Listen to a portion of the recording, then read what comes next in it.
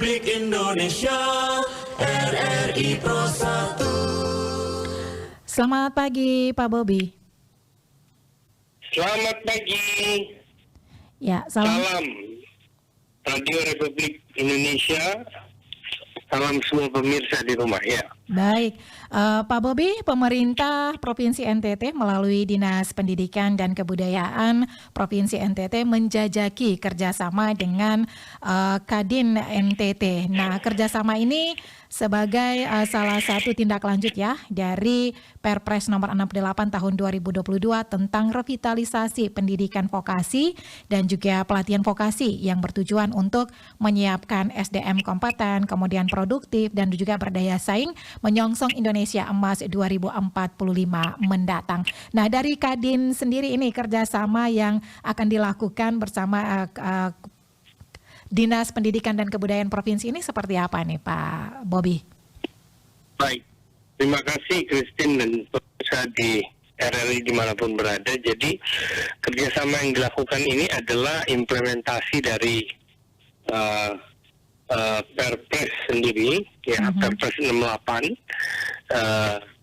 di mana Perpres ini baru tahun lalu ya, Perpres 68 tahun 2022, di mana Kadin, Kamar Dagang dan Industri yang mewakili dunia usaha itu dilibatkan di dalam pendidikan vokasi, ya, mempersiapkan angkatan kerja dari sekolah-sekolah, dari SMA, SMK dan lain-lain sejak itu dan juga universitas. Kenapa? Karena begini, kita tahu realnya bahwa di lapangan kita ya kondisinya banyak sekali lulusan kita, lulusan SMA, lulusan SMK sekalipun, bahkan lulusan universitas yang dimana setelah lulus mereka belum siap untuk masuk ke dunia usaha pekerjaannya. Kenapa? Karena tidak ada yang tidak sinkron, di mana di dunia pendidikan mereka dipersiapkan semua dengan ilmunya, tetapi ada yang tidak menyentuh langsung dibutuhkan oleh dunia usaha. Maka dari itu di belajar dari negara-negara lain ya, bagaimana dunia usaha ini sudah dipersiapkan sebelum mereka masuk dari situ, sehingga ada kerjasama vokasional itu dengan Kamar Dagang dan Industri menyesuaikan dengan kebutuhan yang diperlukan oleh industrinya atau dari dunia usaha tersebut. Ya, contoh ya, kalau bidang-bidang SMK ya, atau kalaupun kejuruan yang diperlukan, kita akan terkonek dengan Kadin. Kadin akan memutus tentu di bidang yang sesuai apa yang dibutuhkan. Kalau itu industri, permesinan, kalau itu dia, ya saya kasih contoh umpamanya kalau kapal laut, ya kita perlu tenaga untuk di kapal atau di lain ya, kita minta akan perusahaan-perusahaan kapal ya yang akan terlibat dari awal pada saat mereka akan dari awal dipersiapkan apa sih yang dibutuhkan oleh perusahaan perkapalan ini, dari perusahaan perindustrian ini, industri ini umpamanya pabrik rumput laut yang dibutuhkan pengalaman tentang apa. Bahkan dari awal itu vokasional itu mereka sudah bisa kita bawa ya, jadi selain anggota Kadin atau pengusaha itu ya kita akan dorong untuk masuk ke kampus-kampus ya, memberikan motivasi, memberikan semangat, mereka juga jadi entrepreneur bisa, mereka juga dikasih gambaran tentang dunia kerja ya. Selain itu juga para mahasiswa dan siswa-siswa ini juga kita ajak datang ke tempat dunia industrinya, kerjanya, sehingga mereka melihat real langsung, oh seperti ini kira-kiranya ya. Ya. Nah, sebenarnya ini sudah setengah berjalan. Kalau kita tahu dari dulu sekolah-sekolah sudah mulai SMA magang ya, magang di sekolah-sekolah di Di perusahaan. perusahaan-perusahaan.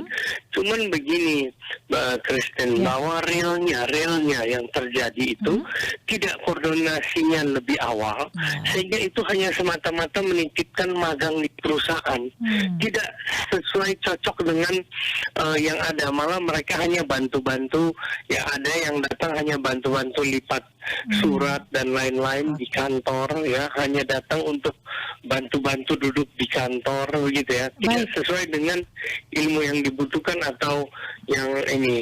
Nah, ini kita mempertajam lagi, dipersiapkan dari awal ya, sehingga akan disesuaikan dengan kebutuhan dan mereka melihat langsung dunia usahanya begitu. Oke, baik. Terima kasih. Nah, dari Kadin sendiri menanggapi seperti apa nih kerjasamanya? Pasti responnya baik ya. Seperti yang sudah Pak Bobi jelaskan tadi bahwa agar dari pihak sekolah ini tidak lambat ya untuk merespon, untuk melakukan kerjasama koordinasi dengan Kadin ya untuk siswa-siswinya untuk bisa mengunjungi perusahaan. Nah, apa solusi yang baik ya untuk dilakukan Kadin kepada sekolah-sekolah? Apakah selain sebagai guru tamu atau seperti apa ke depannya Pak Baik. Bobi? Baik, jadi tentu pertama-tama kita sangat mendukung dan prinsip ini sebenarnya adalah menguntungkan kita. Kenapa? Saling menguntungkan ya. Kenapa? Karena kita akan memperoleh angkatan kerja dunia usaha yang sudah siap kerja, yang sudah mengenal lingkungannya, yang sudah bisa dimaksimalkan untuk langsung bekerja. Jadi untuk itu kami sangat mensupport penuh ya. Yang pertama adalah yang tadi saya bilang bahwa jika dari sekolah akan bersurat dan meminta tenaga untuk pembicara, narasumber di bidang yang sesuai, maka kami akan mengutus para pengusaha-pengusaha yang kompeten di bidangnya, yang bisa memberikan motivasi dan juga sebagai narasumber di sekolah itu. Itu pertama ya, untuk memberikan mereka motivasi, bahkan semangat entrepreneur, karena tidak semua anak-anak ini kita harus mikirnya mereka dipersiapkan hanya sebagai pekerja saja, tetapi semangat entrepreneurship-nya itu harus. Jadi makanya kita akan kirim tokoh-tokoh sukses ya, bisnis di bidang-bidangnya masing-masing ya. Jadi kita akan lihat kalau itu dia di bidang perikanan, kita kirim pengusaha-pengusaha di bidang perikanan. Kalau dia bidang perkebunan, kita kirim pengusaha-pengusaha yang sukses di bidang perkebunan ya. Sehingga itu memberikan semangat, motivasi kepada mereka, bahkan untuk menjadi seorang entrepreneur, sebagai seorang pengusaha. Itu satu, sebagai narasumber ya. Dan itu yang kedua adalah proses mereka untuk belajar kita dilibatkan di dalam kurikulumnya, sehingga apa yang dibutuhkan oleh dunia industri itu harus dimasukkan di dalam kurikulum mereka, sehingga mereka dipersiapkan, bahkan mereka bisa ya datang langsung melihat tempat-tempat industri kita sesuai yang dibutuhkan. Jadi mereka bisa datang bahkan melihat, mereka magang langsung di tempat industri, bukan hanya di kantor-kantor yang tidak ada ini, kecuali ya kalau di kantor, kalau dia di bidang akuntansi atau sehubungan dengan administrasi. Tapi kalau dia berhubungan dengan industri, langsung kita harus temukan langsung kepada yang sesuai bidang yang mereka akan masuk, sehingga nantinya mereka lulus. Nah, ini saya akan panggil setiap wakil ketua umum saya di bidangnya masing-masing, di bidang pertanian, di bidang perikanan, di bidang perindustrian, dan semua menyesuaikan dengan yang dibutuhkan. Sebenarnya selama ini Kadin sudah bekerja dengan beberapa universitas, beberapa sekolah, ya salah satunya sekolah tinggi politeknik perikanan dan kelautan dan perikanan yang ada di Bolok. Ya, itu kami full support. Jadi pembicara kita beberapa itu sudah turun untuk memberikan materi-materi khusus ya di sana, dan juga bahkan kami juga sebagai juri untuk menggerakkan mereka sebagai pengusaha, mereka menghasilkan produk-produk, dan juga bahkan kami support untuk mereka membuka usahanya di mall ya itu dibantu, di guidance, di mentor oleh Kadin. Jadi sebenarnya sudah ada, tapi memang belum semua. Nah, kali ini dengan kerjasama dengan kepala dinas, maka kita siap untuk mensupport setiap SMA, SMK ya untuk yang ada di NTT ya, Pak Bobi ya, untuk semua sekolah yang ada di Nusa Tenggara Timur. Jadi otomatis yang dari daerah-daerah pun bisa menghubungi setiap kadin setempat di kabupaten-kabupaten, dan kami akan mengarrange di mana kadin kabupaten juga mendorong mereka untuk mensupport SMA-SMA di daerah. Oke, jadi secara tidak langsung ini Kadin mengakomodir ya lulusan SMA, SMK yang ada di NTT untuk seluruh pengusaha ya, untuk bisa magang seperti itu ya Pak Kadin, Pak Bobi ya. Betul. Oke, baik. Nah, pesan apa yang mau Anda sampaikan untuk setiap sekolah dan juga siswa-siswi SMK Pak Bobi, silakan. Baik, salah satunya sebenarnya yang saya ingin sampaikan ya, kemarin juga mereka mengunjungi sekolah berbahasa Jerman kita yang kursus bahasa Jerman yang program Berufsschule und Ausbildung, di mana anak-anak ini dipersiapkan 6 bulan berbahasa Jerman, kemudian dites, setelah itu mereka dikirim ke Jerman untuk bersekolah dan bekerja. Nah, program Ausbildung ini satu bentuk yang sebenarnya perlu kita contohi, di mana di Jerman itu anak-anak ini pergi belajar, ya mereka belajar di bidang yang mereka minati, tapi setelah itu 2 hari mereka di sekolahnya mereka belajar, kemudian 3 hari mereka langsung praktek bekerja, membantu bidang yang sesuai mereka geluti. Saya kasih contoh, kalau mereka pergi sekolahnya untuk menjadi nurse atau menjadi perawat, maka 2 hari mereka belajar di sekolah, 3 hari mereka langsung ke klinik-klinik atau ke rumah sakit yang menjadi asisten dari nurse. Jadi mereka membantu nurse tersebut. Oke, belajar dan langsung praktek begitu ya? Langsung praktek ya.